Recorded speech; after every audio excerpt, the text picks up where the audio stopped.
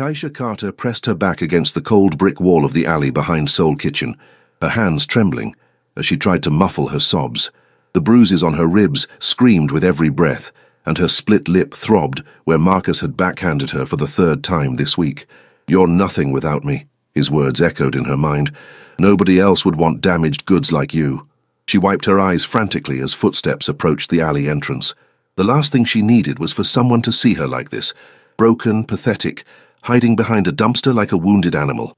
But when Park Ji-hoon rounded the corner, his expensive suit pristine despite the late hour, those dark eyes that had always made her pulse quicken immediately locked onto her tear-streaked face. For a moment, they stared at each other in the dim light from the restaurant's back door. Keisha quickly turned away, trying to compose herself, wiping at her cheeks with shaking hands. "I'm fine," she said quickly, her voice hoarse. Just getting some air." But Ji-hoon stepped closer, and when he spoke, his voice was deadly quiet. "Who hurt you?" The question hung in the air between them like a loaded weapon, and Keisha felt something shift in the space around them, something dangerous and protective and utterly terrifying. Because the way he asked it suggested that whoever had hurt her was about to pay a very steep price. 3 hours earlier, Keisha Carter had been serving Park Ji-hoon his usual order of bulgogi and trying not to notice how his fingers brushed hers when he handed her his credit card. Now, as she sat in her tiny apartment bathroom, staring at her reflection in the cracked mirror, she wondered how her life had spiraled so completely out of control.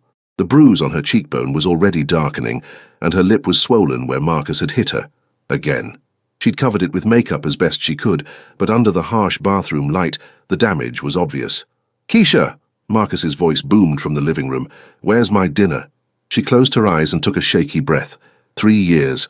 3 years she'd been with Marcus Williams, and it had taken her this long to admit what everyone else could see. He was destroying her piece by piece. "Coming!" she called back, forcing brightness into her voice. In the kitchen, she plated the leftover Korean food she'd brought home from work. Seoul Kitchen's employees were allowed to take home unsold dishes, and it was often the only decent meal she got. Marcus had been between jobs for 8 months now, which meant Keisha was supporting them both on her waitress salary. "This foreign shit again?" Marcus wrinkled his nose at the bulgogi. "Can't you bring home some real food for once?" "It's good food, Marcus, and it's free." "Free because nobody else wants it." He took a bite and made a face. "Tastes like garbage." Keisha bit back her response. She'd learned that arguing only made things worse. Instead, she sat across from him and picked at her own plate, thinking about her shift at the restaurant. Seoul Kitchen was located in the heart of Koreatown, and she'd been working there for 2 years. She'd taken the job initially because it was close to their apartment, and the tips were decent, but she'd stayed because of the people. The elderly Korean customers who'd taught her basic phrases in their language, the family atmosphere among the staff, and yes, the mysterious regular customer who came in twice a week and always requested her section. Park Ji-hoon was everything Marcus wasn't. Polite, well-dressed, generous with his tips, and possessed of a quiet confidence that made her stomach flutter whenever he smiled at her. She'd never acted on her attraction, of course. Men like him didn't date women like her. "You're daydreaming again," Marcus snapped, and she realized she'd been staring off into space. "I was talking to you." "Sorry, what did you say?" "I said I need money for gas tomorrow. Give me $60. "Marcus, I don't have $60. I gave you 40 yesterday and my grandmother's medication." The slap came without warning, snapping her head to the side and making her ears ring. "Don't give me excuses," he snarled. "I need gas money, and you're going to give it to me." Keisha pressed her hand to her stinging cheek, tears threatening. "I literally don't have it. I can give you 20. 20? His voice rose dangerously. "What am I supposed to do with $20? It's all I have until—" The second slap was harder, splitting her lip. Blood filled her mouth, metallic and warm. "You're pathetic," Marcus said, standing up from the table. "Working at some foreign restaurant, bringing home scraps, can't even support your own man. My boys keep asking me why I stay with you, and honestly, I'm starting to wonder myself." He grabbed his jacket from the back of his chair. "I'm going out. When I get back, you better have that $60 ready." The door slammed behind him, leaving Keisha alone with the silence and the taste of blood in her mouth. She sat there for a long time, staring at the congealing food on their plates. This wasn't the first time Marcus had hit her, but it was getting worse, more frequent, more violent. She'd started wearing more makeup to work, choosing clothes that covered the bruises, making excuses for the occasional black eye. Her grandmother would be horrified if she knew. Rose Carter had raised Keisha to be strong, independent, to never let anyone diminish her worth.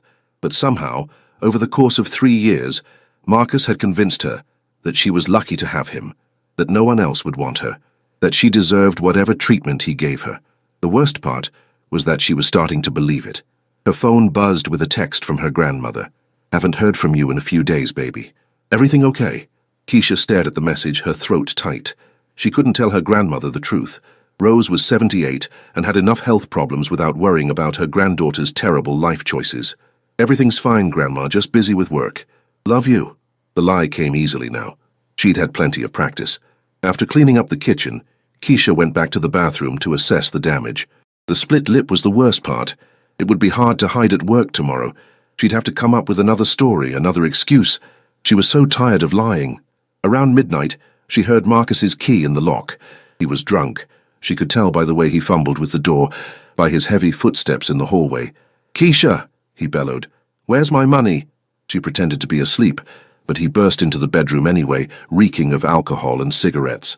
"I know you're awake," he said, his words slurred. "Give me the money." "Marcus, please, it's late. Can we talk about this tomorrow?"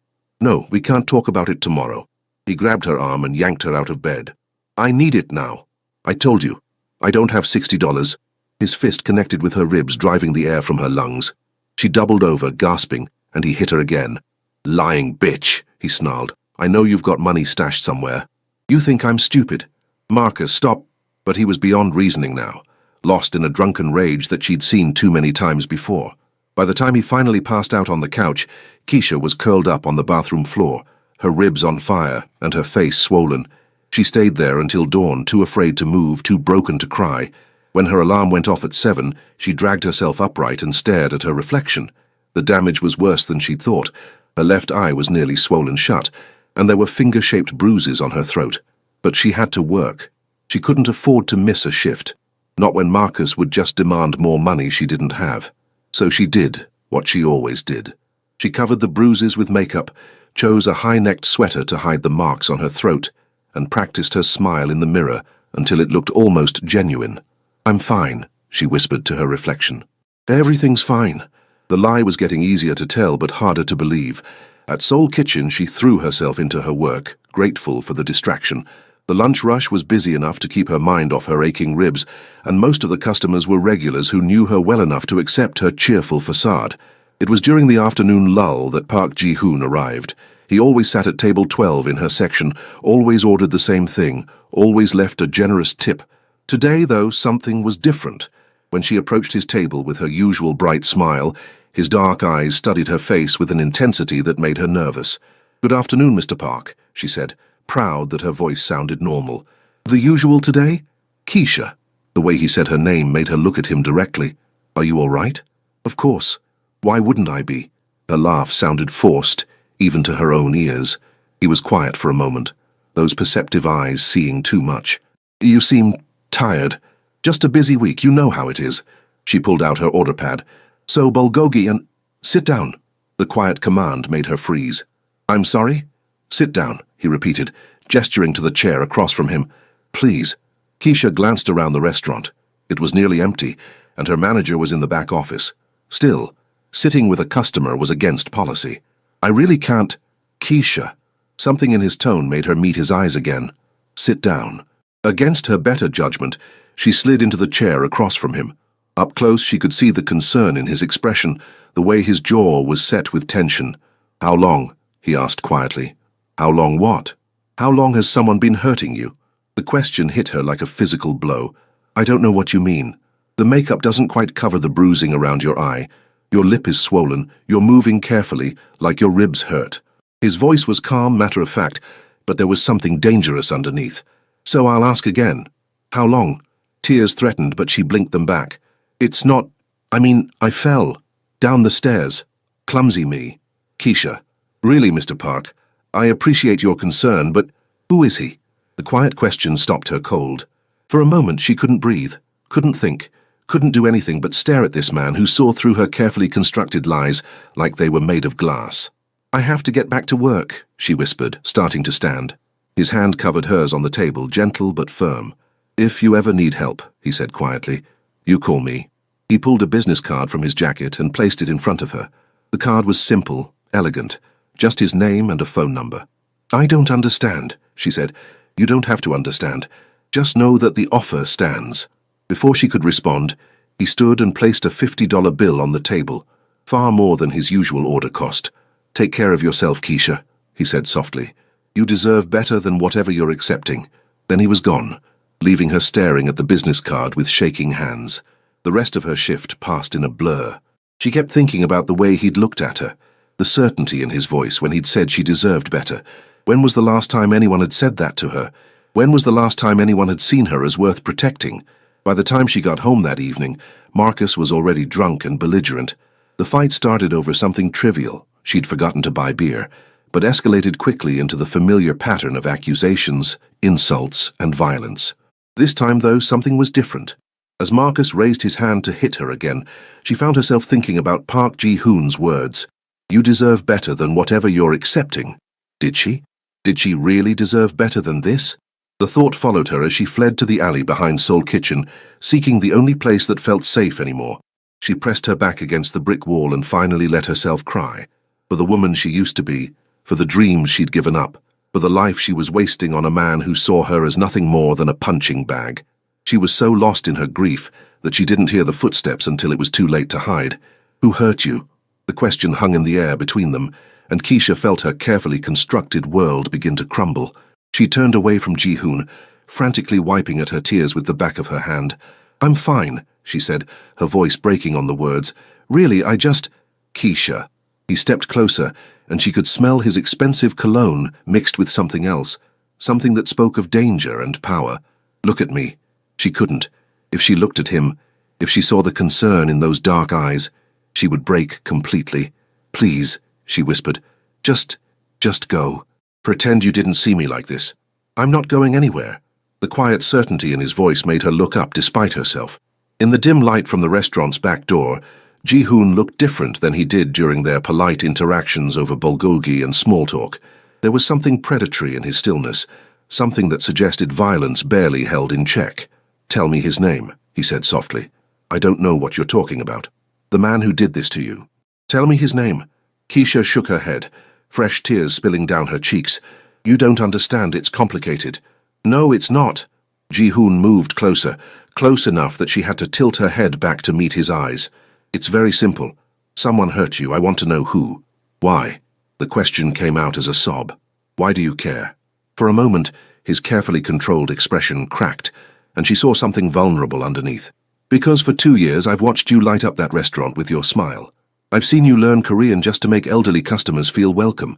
I've watched you work double shifts and still find energy to be kind to everyone around you." His voice grew softer. "And tonight I see you broken and hiding in an alley, and it makes me want to burn the world down."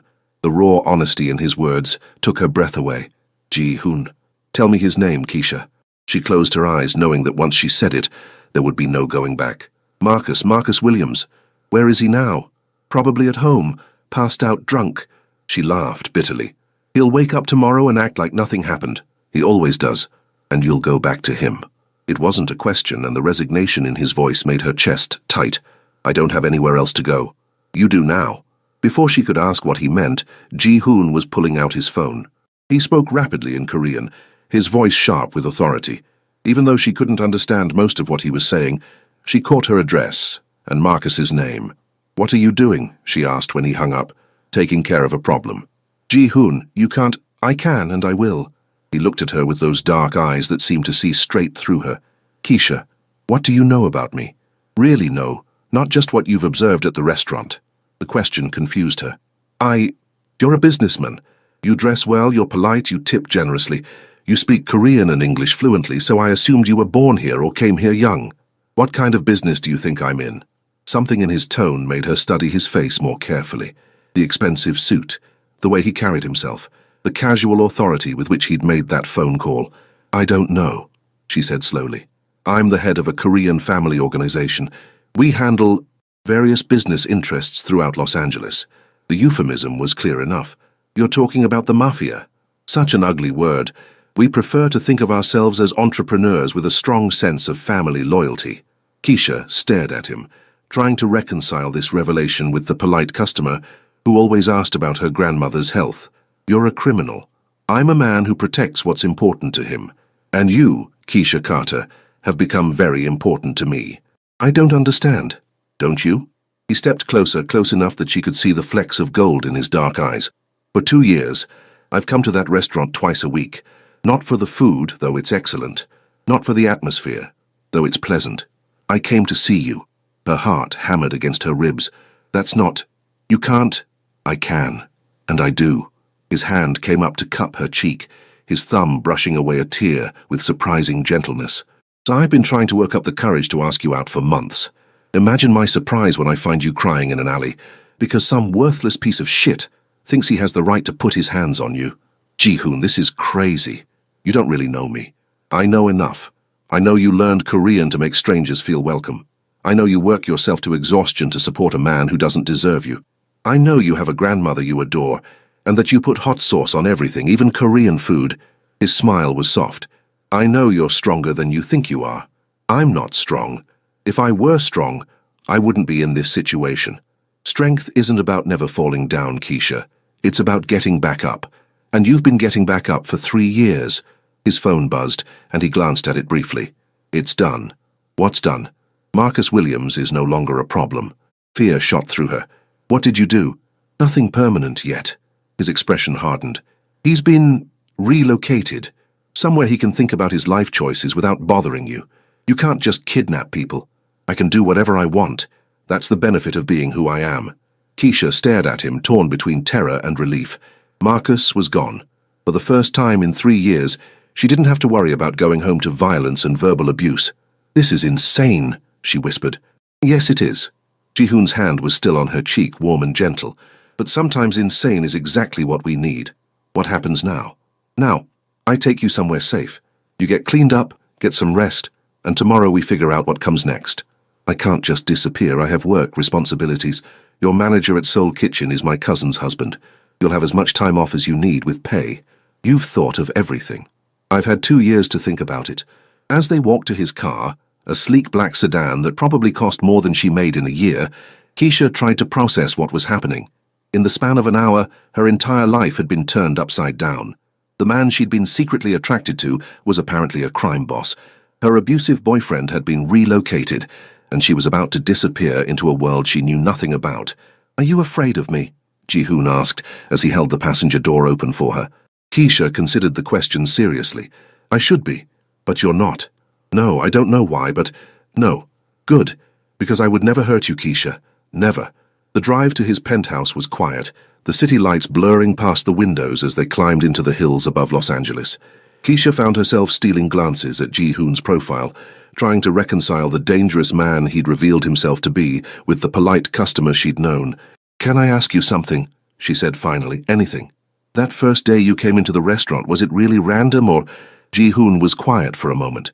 I was meeting with the owner about protection for his business. You served me lunch, and you were so genuinely kind, so warm. I'd never experienced anything like it. So you kept coming back. I kept coming back. At first I told myself it was just business, checking on the restaurant, making sure everything was running smoothly, but really, I was coming to see you smile. That's the most romantic and terrifying thing anyone's ever said to me. Get used to it. I have a feeling there will be a lot more where that came from. The penthouse was everything she'd expected, and nothing she was prepared for. Floor-to-ceiling windows offered a panoramic view of Los Angeles, while the decor was modern and expensive, without being cold. It was the home of a man with power and taste, but also one who valued comfort. The guest room is down the hall, Ji-hoon said, setting down her purse, the only thing she'd brought with her. You'll find everything you need. Clothes will be delivered tomorrow. You don't have to... Keisha. He turned to face her, and she was struck again by how different he looked here in his own space. More relaxed, but also more dangerous. Let me take care of you. You've been taking care of everyone else for so long. Your grandmother, Marcus, your customers at work. Let someone take care of you for once. I don't know how to do that. Then learn. We have time. How much time? As much as you want. That night, lying in a bed that probably cost more than her monthly rent, Keisha stared at the ceiling and tried to make sense of her new reality. Somewhere across the city, Marcus was probably wondering where she was. Tomorrow, she would have to face the consequences of disappearing from her old life. But for the first time in 3 years, she felt safe. And for the first time in longer than she could remember, she felt like maybe, just maybe, she deserved to be. Keisha woke to sunlight streaming through floor-to-ceiling windows and the smell of coffee drifting from somewhere in the penthouse. For a disorienting moment, she forgot where she was. The silk sheets and memory foam mattress were nothing like her lumpy futon at the apartment she'd shared with Marcus. Then reality crashed back, and she sat up with a gasp. She was in Park Ji-hoon's penthouse. The Korean businessman she'd been secretly attracted to was actually a crime boss, and Marcus was gone. Relocated, Ji-hoon had said, whatever that meant. A soft knock at the door made her jump. "Miss Carter, I have your breakfast." The voice was female, accented but speaking perfect English. Keisha grabbed the silk robe that had been laid out for her and opened the door to find a petite Korean woman holding a tray. "I'm Mrs. Kim," the woman said with a warm smile. "I manage Mr. Park's household. I hope you slept well?" Yes, thank you." Keisha accepted the tray, inhaling the aroma of what looked like a gourmet breakfast. "This is beautiful, but you didn't need to." "Mr. Park was very specific about your care," Mrs. Kim interrupted gently. "He also asked me to tell you that he's had to step out on business but will return this afternoon." Business. Keisha wondered what kind of business a Korean crime boss handled at 8 in the morning, then decided she probably didn't want to know. "I've also brought some clothes for you to choose from," Mrs. Kim continued, indicating several shopping bags by the door. "Mr. Park estimated your size, but if anything doesn't fit, I can have alterations made." The clothes were beautiful. Designer jeans that fit perfectly, soft sweaters in jewel tones, even undergarments in exactly her size. It was thoughtful and terrifying in equal measure. How had he known her measurements so precisely? After Mrs. Kim left, Keisha called her grandmother using the phone in the living room. The conversation was brief but reassuring. Grandma Rose was fine, though curious about why Keisha sounded different. "You sound lighter, baby," her grandmother said, "like you've been carrying something heavy and finally put it down." If only you knew, Keisha thought. "I'm just taking some time off work. Needed a break." "Good. You work too hard." "When are you going to bring that young man around for me to meet?" "What young man?" "The one who's been making you smile lately. Don't think I haven't noticed. Every time you come to visit, you get this little glow when you talk about work. There's someone special, isn't there?" Keisha's cheeks heated. Had she really been that obvious about her attraction to Ji-hoon? "It's complicated, Grandma. The best ones always are, baby. Just remember what I taught you. A man should make you feel like you're worth protecting, not like you need to protect yourself from him." The words hit closer to home than her grandmother could know. "I love you, Grandma. Love you too, baby. Call me tomorrow?" "Of course." The rest of the morning passed slowly. Keisha explored the penthouse, all sleek surfaces and expensive art, with a kitchen that looked like something from a magazine. She found a library filled with books in both Korean and English, including several volumes of poetry that surprised her. Everything spoke of wealth and power, but also of loneliness. There were no personal photos, no signs that anyone actually lived here, rather than just existing.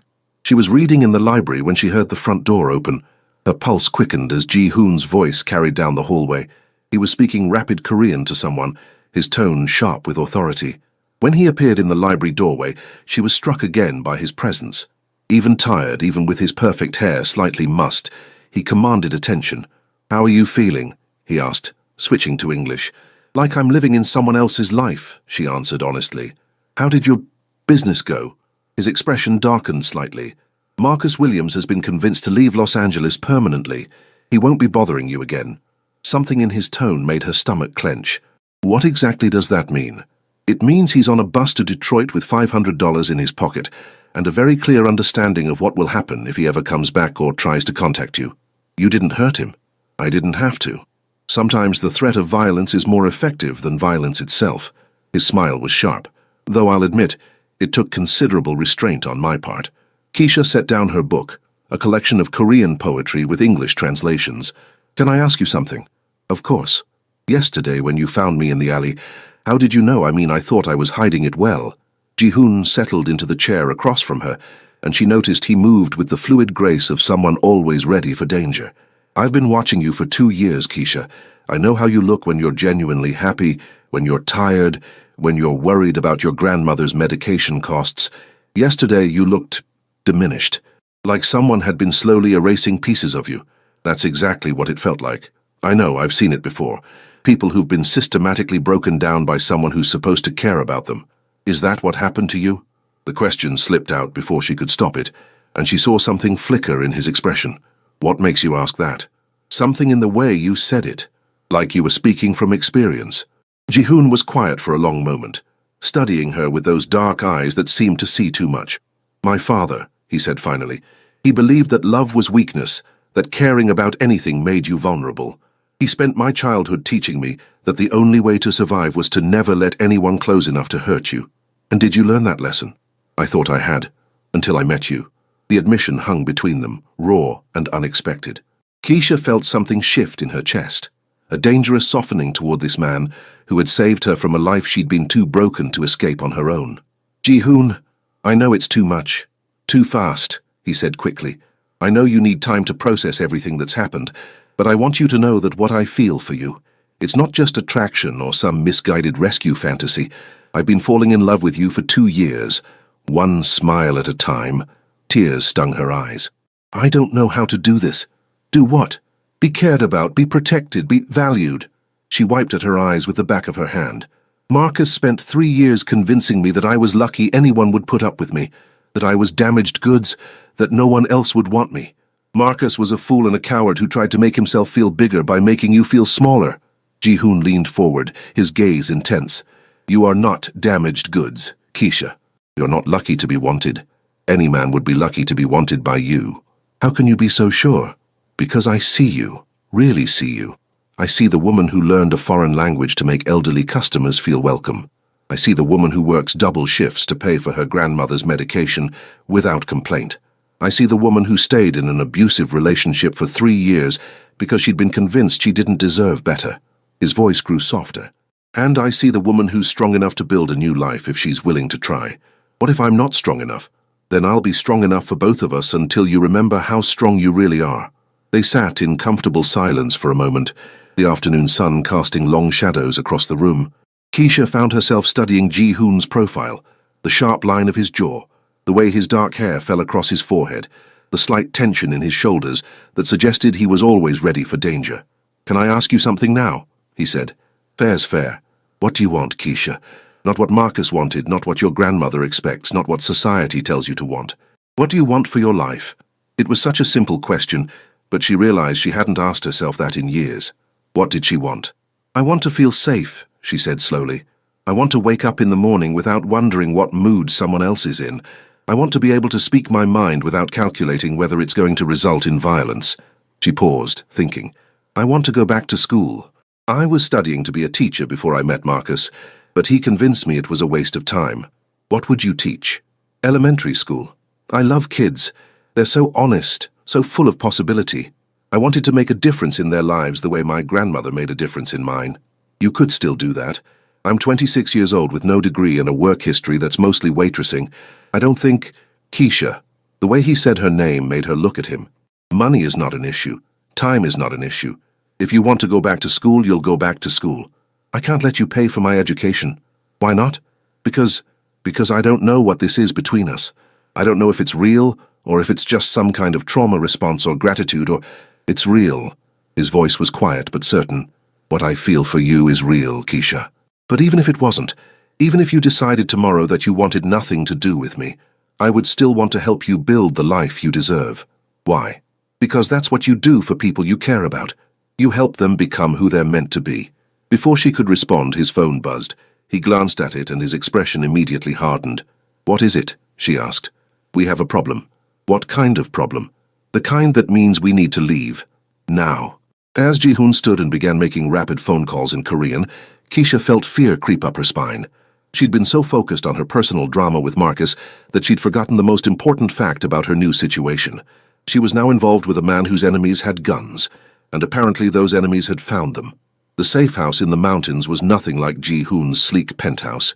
It was rustic and isolated, surrounded by pine trees and accessible only by a winding dirt road that would give them plenty of warning if anyone approached. How bad is it?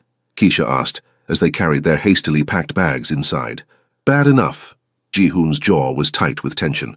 Someone leaked information about my personal life to a rival organization. They know about you. What does that mean, exactly? It means they'll try to use you to get to me, either as leverage or—" He didn't finish the sentence, but she understood. "Or they'll kill me to hurt you.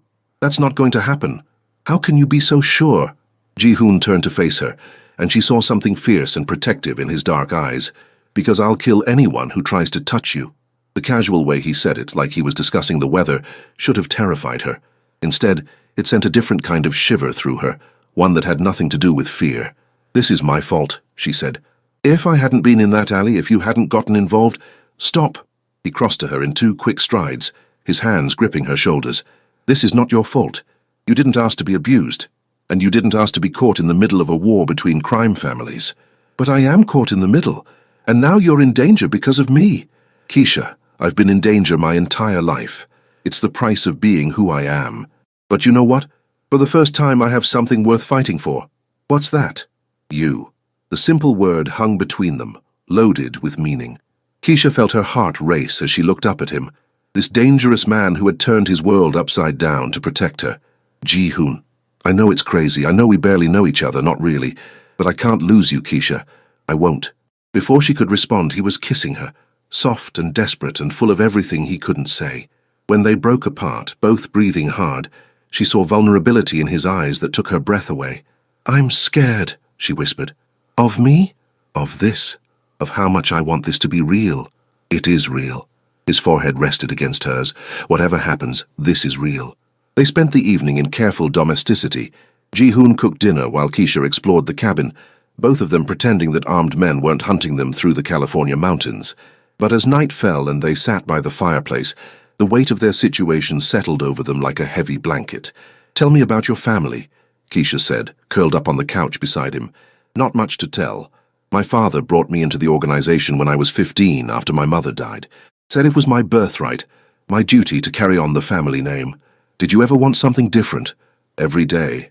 But wanting something and being able to have it are 2 different things. What would you do, if you could do anything?" Ji-hoon was quiet for a moment, staring into the fire. "I'd teach, literature maybe, or history. I'd have a small house with a garden, somewhere quiet where I could read and write and not worry about who might be trying to kill me." "That sounds wonderful." "It sounds impossible. Maybe not as impossible as you think." He looked at her with those dark eyes that seemed to see straight through her. "What are you saying?" "I'm saying that maybe we both deserve a chance at the life we want. Maybe we deserve to be happy." "Keisha, I know it's complicated. I know there are a million reasons why this can't work. But what if it could? What if we could find a way?" Before he could answer, his phone rang. The conversation was brief and in Korean, but she could tell from his expression that it wasn't good news. "They found the penthouse," he said when he hung up. "My men managed to get there first, but it was close." "How did they know where to look?" "Someone on the inside is feeding them information. Someone I trust." The betrayal in his voice made her chest tight. "I'm sorry. It's not your fault. In this business, betrayal is always a possibility. I thought I knew who I could trust. What happens now? Now we wait. My men are working to identify the leak and eliminate the threat." "Eliminate?" "Kill, Keisha. In my world, betrayal has consequences." She should have been horrified by the casual way he discussed murder. Instead, she found herself thinking about Marcus, about the years of abuse she'd endured because she'd been too broken to fight back. "Good," she said quietly. Ji-hoon looked at her in surprise. "Good? Someone betrayed you. Someone put both our lives in danger for money or power or whatever motivates people to do terrible things. So yes, good. They deserve whatever consequences come their way. You're not the same woman I found crying in that alley." "No, I'm not. That woman was broken, convinced she deserved whatever treatment she got. This woman knows better. And what does this woman want?" It was the same question he'd asked her earlier, but now, sitting in the firelight with danger closing in around them, the answer came easily. "I want you," she said simply. "I want this, whatever this is between us. I want to see if we can build something real together, even knowing what I am, what my life is like, especially knowing what you are. You're a man who saved me when I couldn't save myself. You're a man who risks everything to protect the people he cares about. You're a man who reads poetry and cooks dinner and dreams of teaching literature." She reached for his hand. "You're not just a criminal, Ji-hoon. You're so much more than that." "Keisha." "I love you," she said, the words spilling out before she could stop them. "I know it's crazy. I know it's too soon. But I love you." For a moment, he just stared at her, and she wondered if she'd made a terrible mistake. Then his arms were around her, pulling her against him as he kissed her with a desperation that spoke of weeks of suppressed longing. "I love you too," he whispered against her lips. "God help me. I love you too." They made love that night with a tenderness that surprised them both, slow and careful, and full of promises they weren't sure they'd be able to keep. Afterward, as Keisha lay in Ji-hoon's arms listening to his heartbeat, she felt something she hadn't experienced in years: hope. "Whatever happens," she said softly, "I want you to know that these past few days have been the best of my life. Even with people trying to kill us? Especially with people trying to kill us. It means what we have is worth fighting for." Ji-hoon's arms tightened around her. "We're going to get through this, Keisha, I promise you that." "How can you be so sure?" "Because I finally have something to live for, and I'll be damned if I'm going to let anyone take that away from me." Outside their window, the mountain wind whispered through the pine trees, and somewhere in the distance, an owl called to its mate. It was peaceful and beautiful and completely at odds with the violence that was hunting them. But for now, in this moment, they were safe, they were together, and they were in love. It would have to be enough. The attack came at dawn. Keisha woke to the sound of splintering wood and Ji-hoon's urgent voice in her ear. "Get down and stay down." She rolled off the bed and pressed herself against the floor as gunfire erupted throughout the cabin. Through the bedroom window, she could see muzzle flashes in the tree line, at least 6 shooters, maybe more. "How did they find us?" she gasped. "It doesn't matter now." Ji-hoon was already dressed and armed, moving with the fluid efficiency of someone who'd done this before. "There's a panic room behind the bookshelf in the living room. I need you to get there and lock yourself in." "What about you?" "I'll hold them off until my men arrive." "Ji-hoon, there are too many of them." "Keisha." He knelt beside her, his dark eyes intense. "I need you to trust me. Can you do that?" She nodded, even as her heart hammered against her ribs. "Good, on my signal, you run for the living room. Don't look back, don't stop for anything. Just get to that panic room and wait for me." "What if you don't?" "I will." He kissed her hard and fast. "I love you. Remember that." "I love you too." The next few minutes were a blur of terror and adrenaline. Ji-hoon laid down covering fire, while Keisha sprinted through the cabin, bullets splintering the walls around her. She found the hidden panel behind the bookshelf and tumbled into the small, reinforced room just as the front door exploded inward. Through the security monitors, she watched Ji-hoon fight with a skill and ruthlessness that was both terrifying and beautiful. He moved like a dancer, like violence was an art form he'd perfected over years of practice, but there were too many of them. She saw him take a bullet to the shoulder, then another to his leg. He kept fighting, but she could see he was slowing down, losing blood. That's when she made the decision that would change everything. Keisha opened the panic room door and stepped out into the chaos. "Stop!" she shouted, her voice cutting through the gunfire. "I'm the one you want, I'm here." The shooting stopped abruptly. Ji-hoon, bleeding and leaning against the wall, stared at her in horror. "Keisha, no." "It's okay," she said softly, her eyes never leaving his. "It's going to be okay." A man emerged from the group of attackers, middle-aged, expensively dressed, with cold eyes that reminded her of a snake. "Miss Carter," he said with mock politeness, "how good of you to join us." "Let him go," she said, nodding toward Ji-hoon. "I'm what you want." "I'm here, let him go." "I'm afraid it doesn't work that way. You see, Mr. Park has cost me a great deal of money and several good men. I can't let that go unpunished." "Then punish me. I'm the one who caused all this trouble." The man smiled, and it was the most terrifying expression she'd ever seen. "Oh, I intend to, but first I want him to watch." "No." Ji-hoon tried to push himself off the wall, but his injuries were too severe. "You want revenge? Take it out on me." "She's innocent in all this." "Innocent?" The man laughed. "She's the reason you've been distracted, making mistakes. She's the reason you let your guard down. She's the reason you're weak." "You're wrong," Keisha said quietly. "He's not weak because he loves me. He's stronger." "Is that so? Then let's test that theory." The man nodded to one of his subordinates, who raised his gun toward Ji-hoon. "No." Keisha threw herself forward, placing her body between the gun and the man she loved. The shot rang out, echoing through the cabin like thunder. For a moment everything was silent. Then Ji-hoon's anguished cry filled the air. "Keisha!" But she was still standing, still breathing. She looked down at herself in confusion, then turned to see one of the attackers, a young Korean man, lowering his smoking gun. The man who'd been about to shoot Ji-hoon was on the ground, very dead. "What?" the leader started to say, but his words were cut off as more gunfire erupted from outside the cabin. Ji-hoon's men had arrived. The battle was brief, but decisive. When the smoke cleared, most of the attackers were dead, and their leader was on his knees with a gun to his head. "Who gave you our location?" Ji-hoon demanded, blood still seeping from his wounds. "Go to hell," the man spat. Ji-hoon nodded to one of his men, who pressed the gun harder against the leader's temple. "I'll ask one more time. Who gave you our location?" Your cousin," the man gasped. "Kim Sung-ho. He wanted your position in the organization." The betrayal hit Ji-hoon like a physical blow.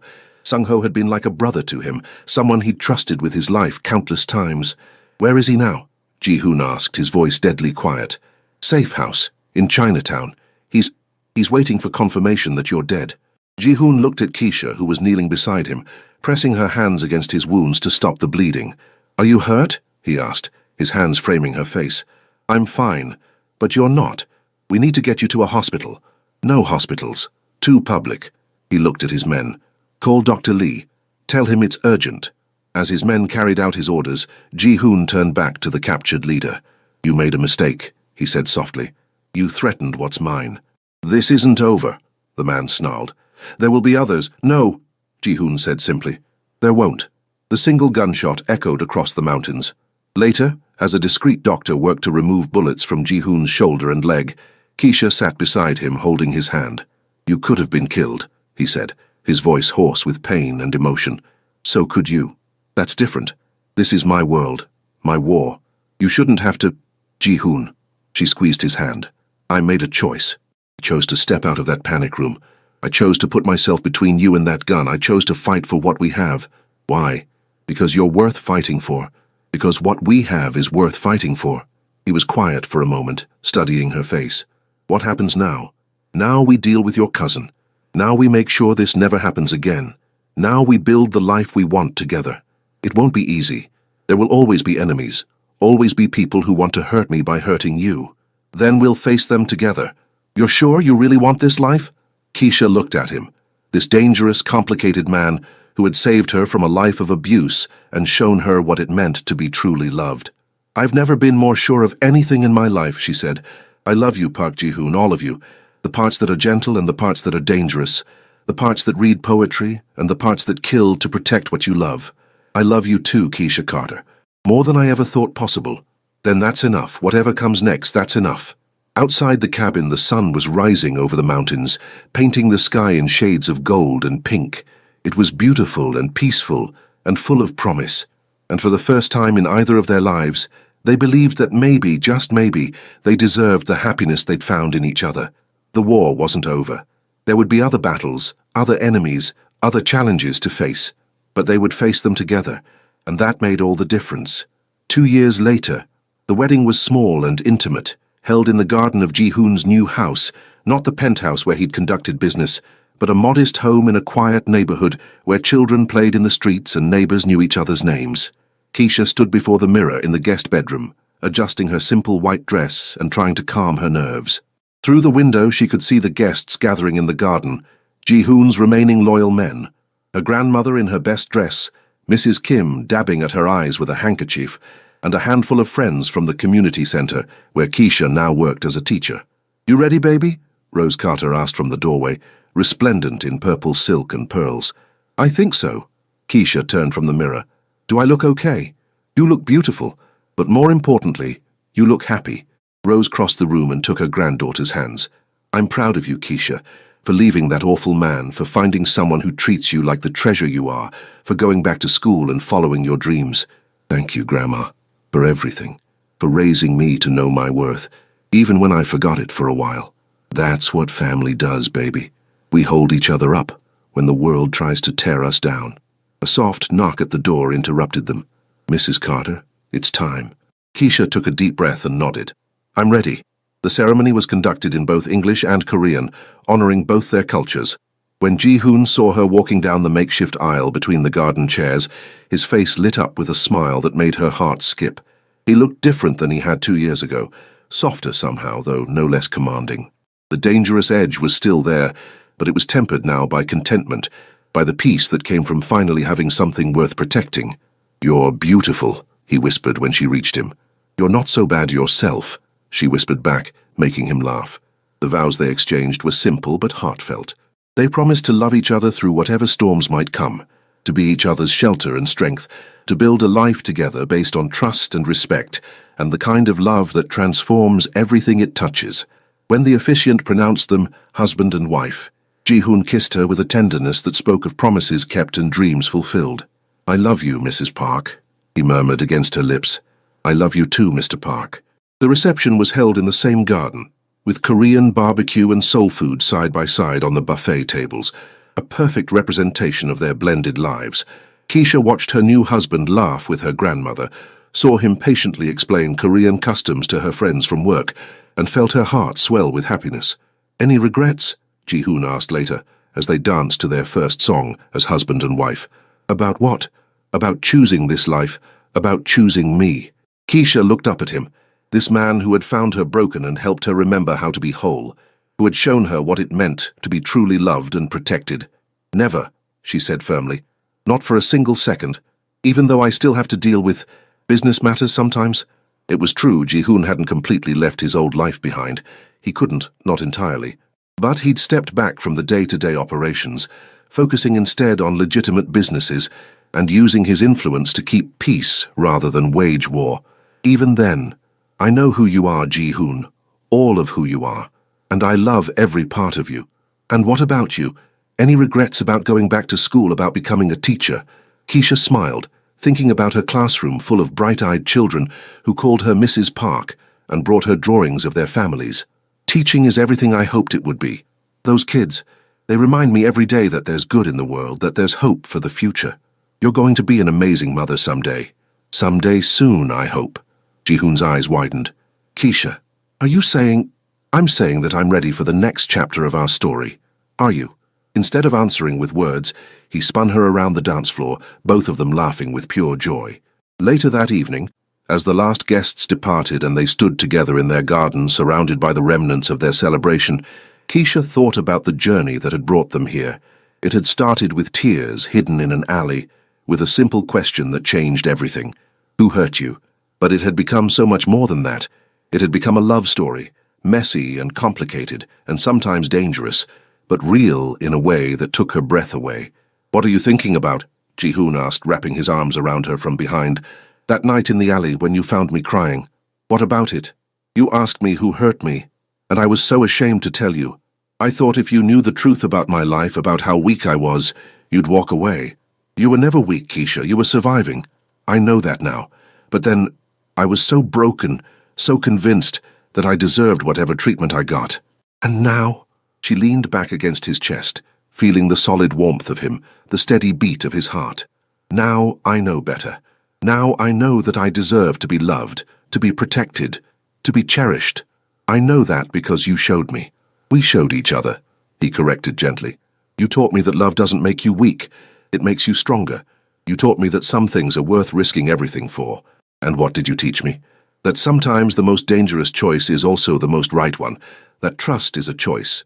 And when you choose to trust the right person, it can transform your entire life." They stood in comfortable silence, listening to the sounds of the city settling into sleep around them. In the distance, Keisha could hear the faint sounds of traffic, the occasional siren, the hum of life, continuing in all its messy complexity. "Ji-hoon," she said softly. "Who hurt you?" The question, an echo of the words that had started it all, made him still. "What do you mean?" "Before me. Before this. Who hurt you so badly that you thought you didn't deserve to be loved?" He was quiet for so long that she thought he might not answer. When he finally spoke, his voice was soft and distant. "My father, the organization, a world that taught me that caring about anything made you vulnerable, that love was a luxury I couldn't afford." "And who healed you?" "You did." His arms tightened around her. "You and your grandmother and this beautiful, crazy life we've built together. You showed me that I could be more than what I was made to be. We healed each other." "Yes, we did." Above them, the stars shone down on Los Angeles, on a city full of dreamers and survivors, of people finding each other against all odds. And in their garden, in their home, in the life they'd chosen to build together, Keisha and Ji-hoon held each other close, and knew that whatever challenges tomorrow might bring, they would face them together. Love had found them in the most unlikely circumstances, in an alley behind a Korean restaurant, in tears that couldn't be hidden, in a question that changed everything. And love would carry them through whatever came next. Because sometimes when someone asks, "Who hurt you?" with the right intention, with the right heart, it's not just a question, it's the beginning of healing. It's the start of something beautiful. It's the first word of a love story that will last forever.